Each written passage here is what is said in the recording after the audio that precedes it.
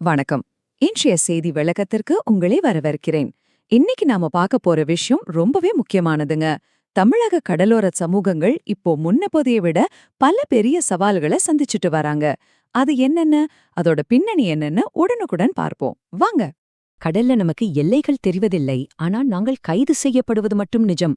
உள்ளூர் மீனவர் ஒருத்தரோட இந்த வார்த்தைகளை கொஞ்சம் கூர்ந்து கவனிச்சு பாருங்க. கேட்கவே எவ்வளவு வலியா இருக்குல்ல.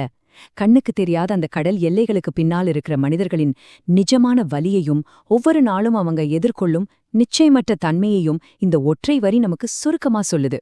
சரி, இன்னைக்கு நாம கவர் பண்ண போற அந்த 3 முக்கியமான செய்திகள் என்னன்னு டக்குன்னு பாத்திரலாம். பால்க் நீரிணை பதற்றம், தீவிரமடையும் வானிலை, அப்புறம் மீன்பிடி தடையின் தாக்கங்கள். முதல் பகுதி, பால்க் நீரிணை பதற்றம் மற்றும் புவிசார அரசியல்.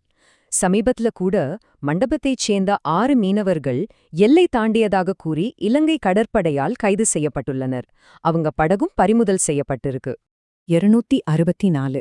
இது சும்மா ஒரு சாதாரண நம்பர் இல்லங்க. பறிபோன பல குடும்பங்களின் வாழ்வாதாரம் இது.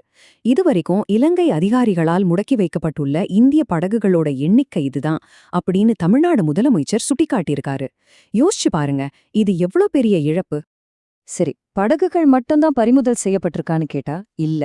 இன்னும் 54 இந்திய மீனவர்கள் இலங்கை சிறைகள்ல இருக்காங்க. இதுக்கு உடனடியா ராஜதந்திர ரீதியில தலையிட்டு ஒரு தீர்வு காணணும்னு முதலமைச்சர் கடிதம் எழுதியிருக்காரு. இன்னொரு பக்கம், இதுக்கு ஒரு நிரந்தர தீர்வு வேணும்னு மீனவர் சங்கங்களும் தொடர் போராட்டங்களை நடத்த தயாராகி வராங்க. நிலைமையின் அவசரத்தை இது நமக்கு தெளிவா காட்டுது. இரண்டாவது முக்கியமான பகுதிக்கு வருவோம். பருவநிலை மாற்றம் மற்றும் கடுமையான வெப்ப அலைகள். வெயிலோட நிஜமான தாக்கம் என்னன்னு இந்த ஒப்பீட்டை பார்த்தாலே உங்களுக்கு புரியும். முன்னாடிலாம் ஒரு நாளைக்கு 40லிருந்து 50 கிலோ மீன்கள் கிடைச்சிட்டு இருந்துச்சு. ஆனா இப்போ கொளுத்துற வெயிலால அது வெறும் 10 கிலோவா செறிஞ்சிருக்கு. இதனால அவங்க கடல்ல செலவிடும் நேரம் குறைஞ்சு அன்றாட வருமானம் ரொம்பவே அடிவாங்கியிருக்கு. சரி, வருமான இழப்பு ஒரு பக்கம் இருக்கட்டும். இந்த அதீத வெப்பம் மீனவர்களோட உடல் நலத்துல என்ன மாதிரியான தாக்கத்தை ஏற்படுத்துது தெரியுமா? நடுக்கடல்ல வேலை செய்யற அவங்க நீர்ச்சத்து குறைபாடு, வெப்பவாதம் அதாவது ஹீட் ஸ்ட்ரோக், அப்புறம் கடுமையான உடல் சோர்வுன்னு பல பிரச்சனைகளை தொடர்ந்து எதிர்கொள்றாங்க. உயிர் பிழைக்கிறதுக்காகவே இப்ப அவங்க அதிகப்படியான தண்ணீர் கேன்களையும் தற்காலிக நிழல் தரும் குடைகளையும் படகுகள்ல கட்டாயம் எடுத்துட்டு போக வேண்டியிருக்கு. மூன்றாவது பகுதி, மீன்பிடி தடைகள், தொழில்நுட்பம் மற்றும் பாதுகாப்பு.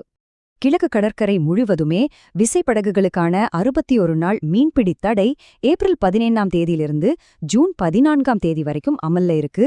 அதாவது 2 மாசம் கடலுக்கு போக முடியாது, வாழ்வாதாரம் முற்றிலும் முடங்கியிருக்கிற இந்த நீண்ட தடை காலத்துல தங்களுக்கு தேவையான உரிய நிவாரணம் மற்றும் நலத்திட்ட உதவிகளை அரசாங்கம் உடனே வழங்கணும்னு மீனவர்கள் தொடர்ந்து கோரிக்கை வச்சுட்டு வராங்க.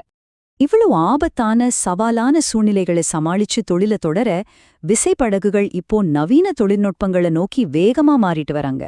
கடல்ல பாதுகாப்பா இருக்கவும், மீன்களை துல்லியமா பிடிக்கவும் GPS நேவிகேஷன், மீன்கள் இருக்கும் இடத்து கண்டறியும் சோனார் கருவிகள், அப்புறம் வானிலை எச்சரிக்கை அமைப்புகள், இதையெல்லாம் அவங்க அதிகமா பயன்படுத்த தொடங்கியிருக்காங்க. இதெல்லாம் இப்ப அவங்களுக்கு ஒரு அத்தியாவசிய தேவையா மாறிடுச்சு. இதற்கிடையே ஒரு முக்கியமான பாதுகாப்பு தொடர்பான அப்டேட். கன்னியாகுமரி அருகே நடந்த அந்த துயரமான படகு விபத்துல 2 மீனவர்கள் காணாமல் போயிருந்தாங்க இல்லையா? அந்த விபத்தோடு தொடர்புடையதாக கருதப்படும் வெளிநாட்டு கப்பலான சோலிஸ் வரவிருக்கும் பருவமழையின் காரணமாக விழிஞ்சம் துறைமுகத்திலிருந்து வேறொரு இடத்திற்கு மாற்றப்பட வாய்ப்புள்ளதாக தகவல்கள் வெளியாகிருக்கு. இதைத் தொடர்ந்து கண்காணிச்சுட்டு வராங்க. 4வது மற்றும் இறுதி பகுதி, மன்னிக்காத கடு. நாம இதுவரைக்கும் பேசின விஷயங்கள் எதுவுமே தனித்தனி நிகழ்வுகள் கிடையாதுங்க. இவை எல்லாமே ஒன்னு சேர்ந்து உருவாக்குற மாபெரும் சுமைதான் இது. இன்னைக்கு மீனவ சமூகங்களை ஒரே நேரத்துல தாக்கும் அந்த பட்டியலை நீங்களே பாருங்க.